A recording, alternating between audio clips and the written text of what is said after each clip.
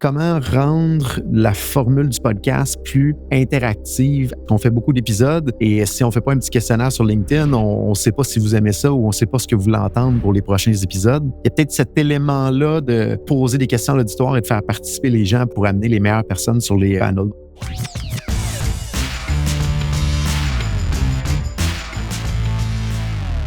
Donc, bienvenue à tous au podcast Hypercroissance en mode discussion d'affaires, encore avec Jonathan Léveillé aujourd'hui pour discuter. Jonathan, comment vas-tu aujourd'hui? Antoine, ça va extrêmement bien. Et là, j'ai une question pour toi en commençant le podcast. J'ai vu ton post sur LinkedIn la semaine passée. Je pense qu'il y en a probablement plusieurs qui l'ont vu également.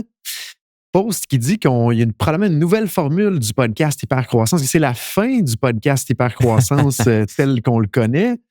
Je suis curieux de t'entendre parler là-dessus, Antoine. Qu'est-ce que tu avais en tête et qu'est-ce qui s'en vient pour nous, devant nous? Ben écoute, Jonathan, ce que j'ai expliqué, puis d'ailleurs, j'invite les gens qui apprennent le tout aujourd'hui à aller écouter le podcast que j'ai sorti jeudi dernier, que j'explique un petit peu les réflexions derrière ça. Donc, c'est ça. Essentiellement, les réflexions sont simplement de se dire, est-ce qu'on est encore pertinent?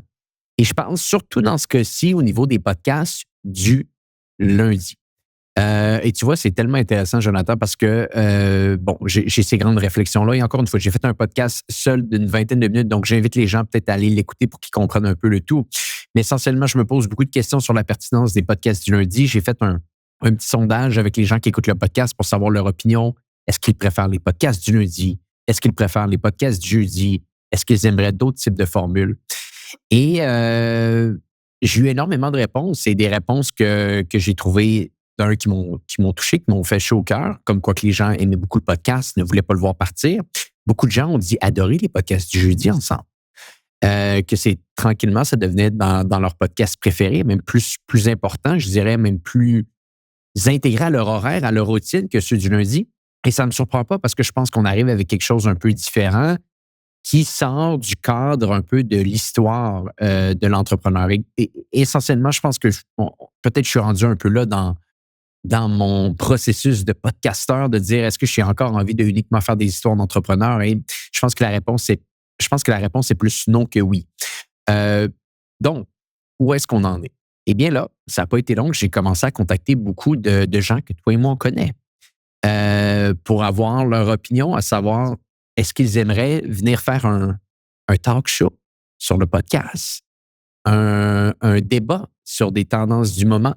Et j'ai plusieurs idées en tête au moment où on se parle, mais je trouve que notre formule du jeudi est intéressante et mérite d'être poussée encore plus loin et poussée un petit peu dans la même dynamique qu'on avait fait à la fin mai 2024. Je ne sais pas si tu te rappelles, Jonathan, qu'on a fait l'événement des panels d'hypercroissance. Et peut-être même tu peux me donner ton opinion là-dessus sur le type de contenu, comment tu avais trouvé le tout. Mais je trouve qu'il manque ça. Je trouve qu'il manque ça en ce moment au Québec, des gens qui parlent business ensemble, qui débattent de sujets d'affaires ensemble. Il y a beaucoup de gens qui racontent des histoires, qui décortiquent des histoires. Ça fait 6 ans que je le fais. Tu le fais également de ton côté. Tranquillement, je trouve que j'ai tourné la page autour de ça et j'ai envie de pousser le contenu à un autre niveau. Et comme je l'ai dit un petit peu à la blague sur LinkedIn, je suis dans ma midlife crisis de contenu au moment où on se parle. Donc, j'ai totalement changé les contenus social scaling, qui sont nos podcasts de publicité Facebook. Et là, je suis vraiment en train de me poser des questions sur le podcast Hypercroissance. Et donc, si je comprends bien, tu veux inviter 3, 4 personnes, peut-être plus, sur chacun des épisodes à chaque semaine pour débattre des sujets. As-tu déjà des noms en tête que tu avais approchés? As-tu eu des réponses? Je suis curieux de voir où est-ce que tu penses aligner le tout, là. J'ai un line-up de près de 10 personnes au moment où on se parle qui m'ont dit « Go, c'est quand qu'on le fait. » Je nommerai pas des noms pour le moment pour être certain qu'on soit capable de clôturer le tout, on va dire, avant toute chose, mais c'est des gens qui sont venus sur le podcast, donc les noms de ces personnes-là ne vous surprendront pas tellement. Mais oui, c'est une question que je me pose. Je pense qu'on va aller de l'avant sur une nouvelle formule bientôt, puis je pense que ces podcasts-là vont surtout remplacer ceux du lundi. Je ne vais pas arrêter de faire des entrevues le lundi. Je pense que je vais continuer à en faire. D'ailleurs, vous allez continuer. Il n'y a absolument rien qui change sur le podcast dans les prochaines semaines, autant au niveau de sa fréquence que de son type de contenu. On a déjà plusieurs épisodes faits en avance, mais à un certain moment donné, il va y avoir un switch, on pourrait dire ça comme ça, avec des contenus différents. Peut-être ça va être un test, peut-être ça va être sur du plus long terme. Qui sait? Je ne pense pas qu'on va arrêter le podcast. Je pense qu'on a trop de plaisir à le faire. Mais Qu'est-ce que t'en penses, toi? T'as pas envie de débattre puis de parler de business avec des gens qui pensent différent de toi et qui peuvent t'amener à penser à d'autres choses? Donc, tu sais, si on le simplifie de bâtir un micro-mastermind à chaque semaine pour débattre d'idées d'affaires. Ouais, je pense que pour l'auditoire, ça a une grande plus-value à la all-in qu'on entend beaucoup aux États-Unis, qui est, je pense, Exact. un concept qui est pas mal rapproché de ça, de pouvoir avoir des bonnes discussions sur des bons sujets d'actualité. Je suis du même avis que toi, il manque ça, je pense, au Québec, du moins dans la francophonie québécoise. Quelque chose de rythmé, quelque chose avec des gens qui ont des opinions peut-être tranchantes ou polarisantes pour être capable de voir les différentes perspectives. Fait que je suis d'avis que je pense qu'il manque ça dans l'écosystème actuel, puis ça pourrait être intéressant de pivoter tranquillement le podcast vers cette avenue-là. Là. Puis même que ça soit polarisant, tranchant ou que ça ne le soit pas, j'ai l'impression que, tu sais, qu'on a fait les panels d'hypercroissance, je pense que la manière que tout ça avait été construit pour les gens qui étaient avec nous, vous l'avez vu, il y avait peut-être pas tellement de place au débat parce que c'était plus ou moins construit ainsi. Peut-être qu'on aurait pu mieux le construire pour pousser au débat, mais ça reste que ça crée une discussion de qualité avec des points de vue différents sur des sujets spécifiques. Et c'est un peu là que je veux amener le tout. Je crois que de bâtir un environnement où est-ce que tu as des débats de très, très haute qualité, à un certain point, il doit y avoir une certaine cohésion envers les 4 personnes sur le podcast, chose que je ne sais pas à quel point on peut trouver au moment où on se parle, on se connaît bien, fait que c'est bon, on se comprend. Est-ce qu'on serait capable d'avoir la même chose avec 2 autres personnes? Peut-être que oui, peut-être que non. Il est là un petit peu mon point d'interrogation. Donc, ma question est plus de me dire, oui, ce talk show-là, mais peut-être, et je serais curieux d'avoir ton avis ici, tu vois, je parlais avec certaines personnes qui seraient intéressées hier, peut-être de l'avoir sur certaines thématiques.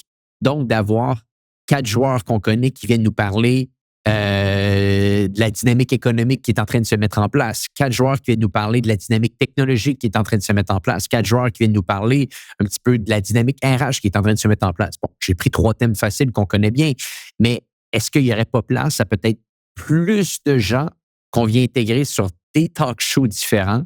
Ton avis? Pour moi, en tant qu'auditeur du podcast, la réponse, c'est oui. Si on est capable d'avoir des thèmes rotatifs qui touchent l'entrepreneuriat et les nouvelles autour de ça, qu'on peut appliquer ensuite dans notre propre entreprise, moi, je pense que c'est... je parle individuellement et très selfish pour moi-même. La réponse, c'est oui. Là. Dans les thèmes que tu mentionnes, moi, c'est sûr que j'aimerais entendre parler de marketing, entre autres.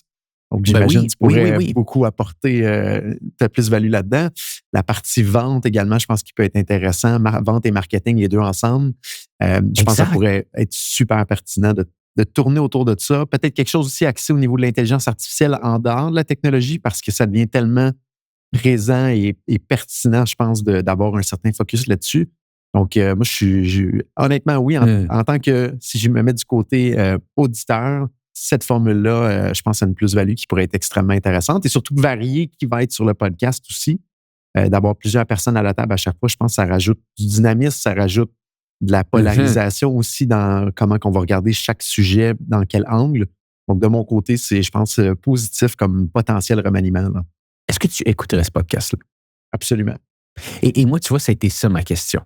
Et je l'expliquais la semaine dernière sur le podcast que je faisais, c'est dans les 6-7 derniers mois, je me suis retrouvé à ne plus écouter le podcast. Et il y a des gens qui trouvent ça bizarre parce que les gens disent « Hey Antoine, t'écoutes tes propres podcasts. » J'essaie de les écouter pour voir si c'est bon. Parce que si au final, tu crées un contenu pour quelque chose qui te passionne, que tu aimes, puis tu ne l'écoutes même pas, ben, ça envoie un message que peut-être que c'est pas bon.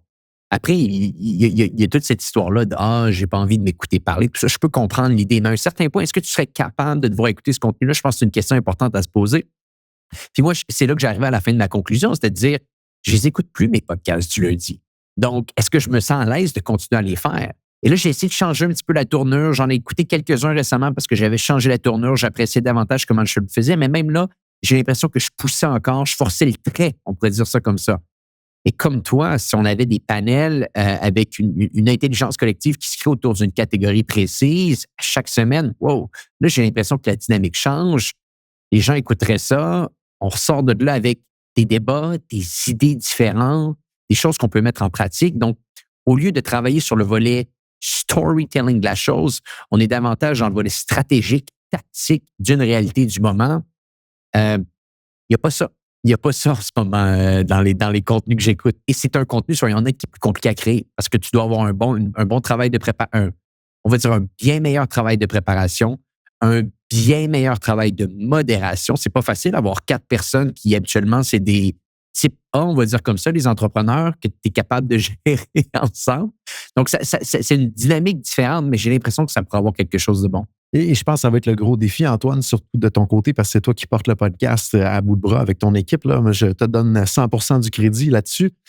C'est d'être capable de réunir ces personnes-là de manière rythmée, que tout le monde arrive préparé, qu'il n'y ait pas de cancellation à dernière minute pour une raison X ou Y dans leur propre entreprise, parce qu'on a quand même des entreprises à faire rouler là, chacun de notre côté.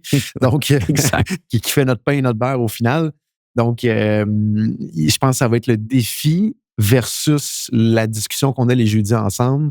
Je pense que les podcasts vont être probablement plus longs en durée, donc égale plus de préparation avant, plus de gens à coordonner sur une même plage horaire, des sujets à préparer un peu plus à l'avance, à structurer. Donc, je pense que ça va être un défi dans l'organisation qui risque d'être différent, puis dans l'animation aussi. Mais je pense qu'au final, le contenu risque d'être beaucoup plus pertinent et varié aussi. Si le thème varie, puis les personnes varient également aussi, je pense que ça devient intéressant à ce moment-là à écouter par la suite et à en faire un rythme d'écoute qui fait du sens. Là. Ce qui va être pertinent, je pense, à regarder aussi, c'est comment se positionner par rapport à d'autres podcasts, comme par exemple Les Dérangeants, podcasts sans filtre aussi également. Il y a des podcasts qui sont quand même pas nécessairement axés sur les mêmes sujets, mais qui peuvent y toucher de temps à autre.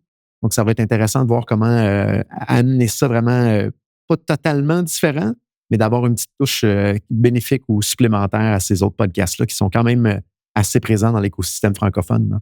Ouais. En toute transparence, j'ai pas assez écouté, je dirais, des podcasts au Québec récemment pour bien me faire une idée là-dessus, mais j'ai vu des podcasts monter un peu partout qui sont pas tellement différents du podcast Hypercroissance. Et là aussi, ma réflexion, c'est de me dire, quand on a commencé le podcast Hypercroissance en 2018, tu pouvais être bon sans nécessairement être bon. Puis je ne suis pas en train de dire nécessairement que c'était mauvais ce qu'on faisait, mais je pense qu'on n'avait pas besoin d'exceller pour être bon, sachant que l'offre était excessivement limitée. Donc, au final, tu es le seul à considérer, on va te considérer. Mais quand il y en a plus qui arrivent, ce qui est exceptionnel et ce que ça crée, c'est que ça crée un standard qui doit être plus élevé parce que le consommateur a plus de choix. C'est parfait.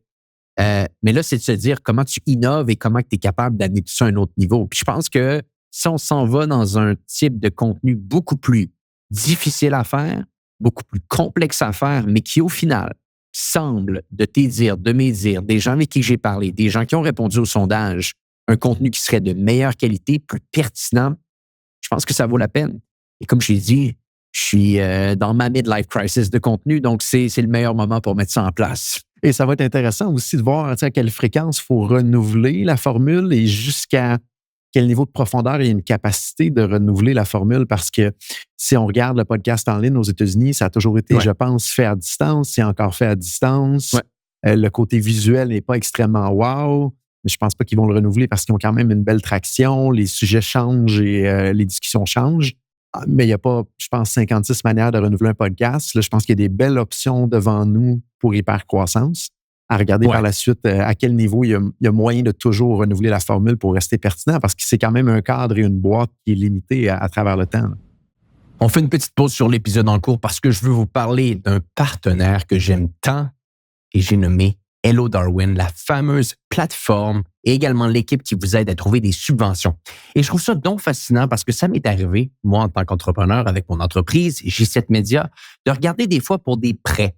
On veut regarder pour des prêts parce qu'on veut, et on a surtout besoin d'un peu plus de capital pour notre organisation, pour aller plus vite, pour acheter un partenaire, bref, pour plusieurs choses. On regarde pour des prêts, mais très rarement, et ça m'est arrivé, c'est arrivé à d'autres entrepreneurs que je connais, on regarde quasiment jamais pour trouver des subventions. Et c'est ici que Hello Darwin vient faire la différence. Ils sont capables de faire le travail de recherche de A à Z pour vous. Ils sont également capables de vous conseiller sur les meilleures subventions pour votre organisation. Et c'est une plateforme qui est capable de vous donner en temps réel accès à près de 2000 subventions canadiennes avec des possibilités de trier selon les critères de votre entreprise. Bref, je l'ai testé, des amis à moi l'ont testé, des auditeurs du podcast l'ont testé et ils adorent. Et il y a plusieurs subventions que vous allez être capable d'avoir avec Hello Darwin. Vous pouvez avoir des subventions, et c'est ce que je voulais vous parler aujourd'hui, de transformation numérique. On parle souvent d'intelligence artificielle sur le podcast. On parle souvent d'accélération de croissance via du marketing en ligne. Eh bien, si vous travaillez avec Hello Darwin, vous pouvez avoir accès à certaines subventions sur la transformation numérique avec des financements qui peuvent aller jusqu'à 300 000 $. Et l'équipe d'Hello Darwin va tout faire pour vous, remplir les papiers, négocier avec le gouvernement, négocier avec les gens qui vont donner les subventions. Et par la suite, vous allez recevoir l'argent. Bien entendu, si vous allez les voir aujourd'hui et que vous leur dites que vous venez du podcast Hypercroissance, vous allez obtenir 10 % de rabais en travaillant avec eux. Allez voir dans les notes de l'épisode, il y a un lien pour en savoir un petit peu plus sur ce qu'ils font. Et le lien, c'est le go.hellodarwin.com/hypercroissance. Allez jeter un coup d'œil. En supportant Hello Darwin, vous supportez le podcast Hypercroissance. De retour à l'épisode en cours. Le format vidéoconférence et moi, je l'ai mentionné au vu de la situation géographique ne pourra pas changer, donne ses limites. Mais tu vois, le paradoxe qui est intéressant ici, c'est qu'un podcast 1 à 1, comme on le fait aujourd'hui, est beaucoup moins intéressant en vidéoconférence qu'un podcast à 4, paradoxalement.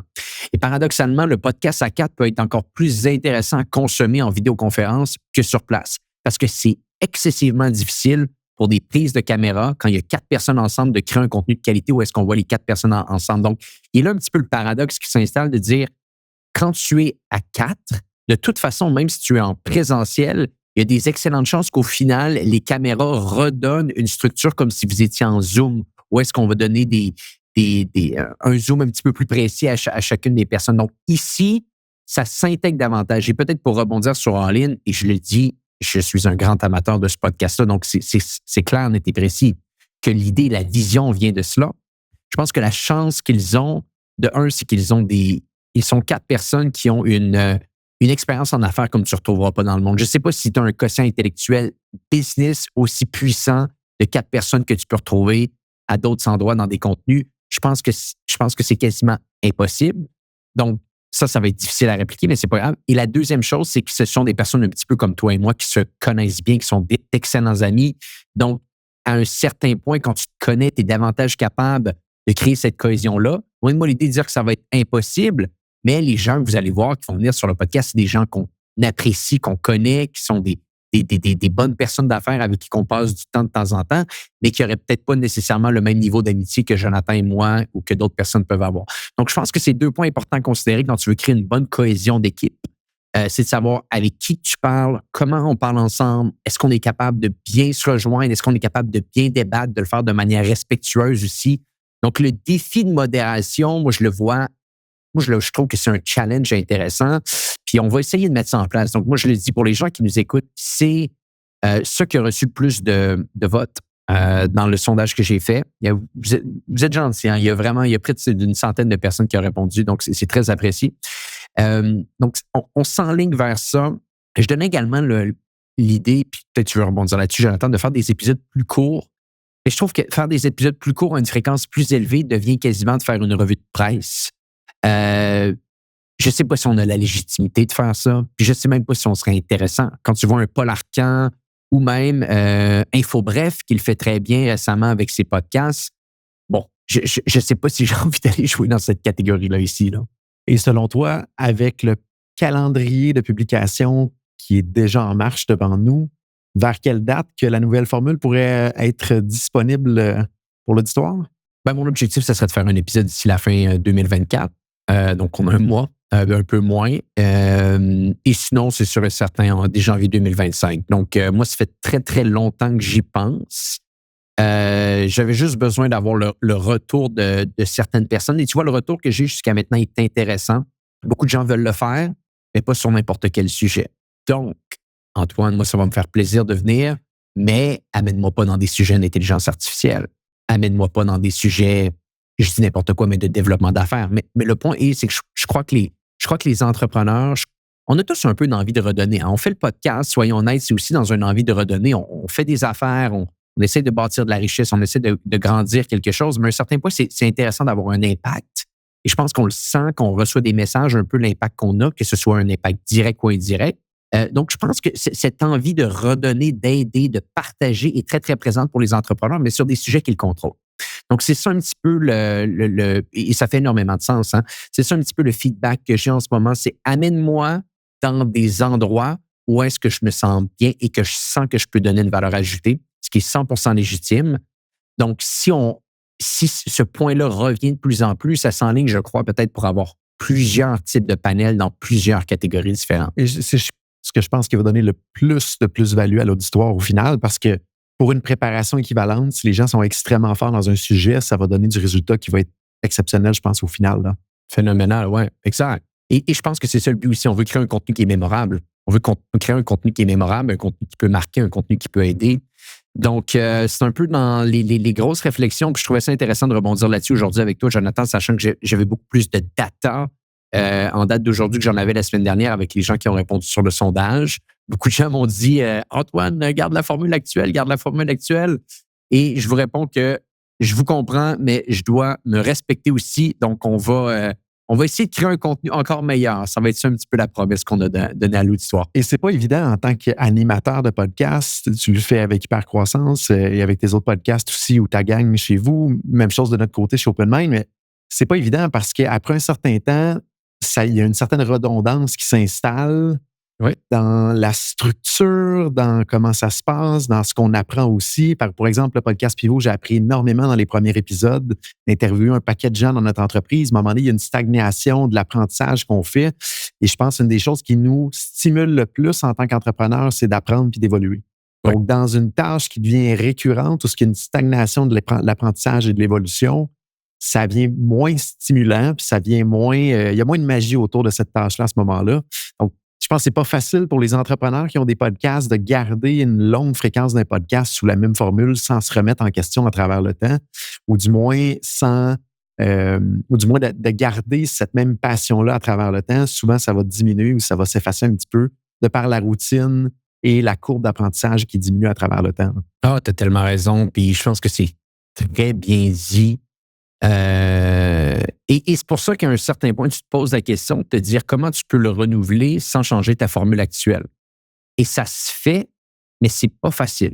Et c'est ce que j'ai essayé de faire un petit peu dans les derniers mois, de changer l'approche, mais de garder la même structure. Et au final, le nombre d'approches possibles est limité. C'est-à-dire que tu peux bifurquer de l'histoire de l'entrepreneur à un sujet du moment. C'est-à-dire, il vient de lancer son entreprise en Espagne. Bon, comment on lance une entreprise en Espagne? Sans nécessairement revenir à l'histoire au complet. Donc, tu peux aller chercher des sujets spécifiques, décortiquer des sujets spécifiques, décortiquer des business cases spécifiques, mais ça reste que tout revient quand même sur un sujet de discussion très orienté autour de l'histoire. Et la limite, selon moi, c'est l'entretien à distance. Pour des belles discussions un à un, et je m'en rends compte en ce moment en faisant le podcast Histoire de foot, c'est en face à face. De groupe, c'est différent. Je crois fondamentalement qu'en groupe, c'est différent parce que je pense que c'est difficile d'avoir une excellente conversation et débat de groupe dans une même salle. C'est très possible, mais c'est pas autant facile que de créer une excellente conversation un à un dans une même salle. Donc, c'est là que je trouve vraiment, et je le répète un peu, la nuance intéressante, c'est de se dire, en vidéoconférence, je pense qu'on peut créer un contenu exceptionnel à 4 personnes. Et ce qui pourrait peut-être être intéressant à explorer, puis je ne dis pas qu'il y a de réponse à cette question-là, c'est comment rendre la formule du podcast plus interactive avec l'audience, ou du moins d'avoir plus de rétroaction de l'audience, parce qu'on fait beaucoup d'épisodes, et si on ne fait pas un petit questionnaire sur LinkedIn, on ne sait pas si vous aimez ça ou on ne sait pas ce que vous voulez entendre pour les prochains épisodes. Donc, il y a peut-être un aspect où d'aller s'inspirer de ce qui se fait dans d'autres podcasts pour amener cette formule-là peut-être plus participative. Est-ce qu'il y a peut-être des petites pépites d'or cachées dans notre audience de gens qui pourraient de temps à autre peut-être venir contribuer sur un sujet qu'ils proposent et qu'on fasse quand même une qualification pour être certain que ça fasse du sens? Mais il y a peut-être un aspect de faire peut-être participer un peu plus ou du moins d'avoir plus de rétroaction de la communauté que ça pourrait être pertinent. Wow. Je ne connais pas la réponse à cette question-là finale, mais il y a peut-être une exploration à avoir. Si vous avez des idées, entre autres, vous avez vu d'autres podcasts qui ont réussi à créer cette loupe de rétroaction-là plus fréquente ou de faire participer des gens de la communauté sur peut-être des sujets précis ou un processus en lien avec ça, n'hésitez pas à nous faire signe. Ça peut être intéressant peut-être de tester ça puis d'incorporer ça dans la nouvelle formule. Jonathan, c'est ingénieux ce que tu viens de dire. C'est tellement une bonne idée. C'est donc une bonne idée de faire en sorte que si on amène plus de gens dans des discussions, qu'on soit capable de faire participer encore plus l'audience sur des sujets spécifiques, sur des réalités, Et on l'a vu quand on a fait l'événement ensemble, il y avait vraiment des gens engagés qui aimaient parler business. Puis on le voit aussi avec les réponses sur le sondage. Il y a énormément de gens qui écoutent. Donc, je trouve que c'est une idée fantastique. Je vais te la voler, celle-là. Et en sachant peut-être la rotation des thèmes à l'avance, on peut dire, OK, le prochain thème qui touche les ressources humaines, on aimerait ça parler des systèmes que vous avez intégrés dans votre entreprise pour avoir la rétroaction de votre staff. Qui est expert dans l'audience là-dedans ou qui connaît quelqu'un que ça vaudrait la peine d'inviter cette personne-là sur le débat à 3, 4 ou 5 personnes. Il y a peut-être cet élément-là de poser des questions à l'auditoire et de faire participer les gens pour amener les meilleures personnes sur les panels. Donc, avoir peut-être un siège rotatif ou quoi que ce soit. Non? Toi, Jonathan, dans quel thème on t'amène? Parce qu'il y en a beaucoup que tu connais bien, là. Technologie, c'est sûr que ça pourrait m'intéresser. Intelligence artificielle aussi, on s'y penche énormément là, ici chez OpenMind et Code & Steel. Vraiment, c'est un must devant nous, fait qu'on n'a pas le choix. C'est deux sujets qui me passionnent beaucoup. Donc, techno et intelligence artificielle. Du pourquoi j'expliquais peut-être les séparer en deux, parce que c'est deux sujets qui peuvent sembler être très interconnectés, effectivement. L'IA, c'est de la techno, mais si on veut vraiment aller chercher la pleine efficacité de nos entreprises dans les prochaines semaines, trimestres, années, il faut vraiment pousser l'intelligence artificielle à un autre niveau. Je pense que ça peut en faire un sujet en soi. Là. Code & Steel, c'est nouveau ça ou quoi? Oui, on a lancé un nouveau brand qui se dédie spécifiquement à l'industrie de l'acier. Donc, notre but, c'est de rendre l'industrie de l'acier plus intelligente à travers le monde. Donc, une ligne de code à la fois, au-delà des logiciels existants. Donc, c'est encore en lien avec notre focus de devenir le meilleur au monde dans une niche, une industrie précise qui est l'industrie de l'acier. Donc, voilà le nouveau brand, Code & Steel, qui a été lancé en la douce. Je dirais dans les dernières semaines, on va faire un grand lancement en pompe, probablement au début 2025. C'est là que tu vas avec OpenMind, c'est-à-dire Code & Steel. Vous avez fait vos tests parce que tu l'avais mentionné quelques fois sur le podcast. Vous aviez 2 ou 3 itérations en tête que vous alliez tester. Je pense qu'il y avait Dev to CEO. Je pense qu'il y avait cette avenue-là également au niveau de Code & Steel. Peut-être qu'il y en avait une autre, je pense Legacy Recording, si je me rappelle également. Exactement. Donc, Legacy Recording, qui est de la modernisation du système, on garde cette offre-là encore active. On a beaucoup de traction. Et Code & Steel va être vraiment pour la niche de l'acier. Et souvent, les mandats qu'on va chercher sont sur les deux brands. C'est des mandats de modernisation dans l'industrie de l'acier. Donc, ça amène nos deux expertises et nos deux connaissances à la même table. Intéressant. On va suivre ça de près. Donc, si vous êtes dans l'industrie de l'acier, allez parler avec Jonathan si vous voulez moderniser vos systèmes. Donc, écoute, Jonathan, on a fait un petit peu un suivi de tout ça. On a étalé nos réflexions à notre auditoire. On vous invite à venir nous contacter directement sur LinkedIn si vous avez des idées ingénieuses. On est preneurs d'idées ingénieuses. Jusqu'à maintenant, il y a Jonathan qui en amène des excellentes. Si vous êtes capable d'en amener des excellentes aussi, on va les prendre. Et oui, on s'apprête à amener une nouvelle tournure au podcast, donc suivez le tout de très près. Avant que je laisse filer, Jonathan, autre chose à rajouter? Complet pour cette semaine, Antoine. Merci. Fantastique. Merci beaucoup. Et pour les gens qui nous écoutent, eh bien, on se dit à bientôt parce qu'on n'arrête pas le podcast Hypercroissance et ça continue dès lundi qui arrive. Bonne journée. Bye bye.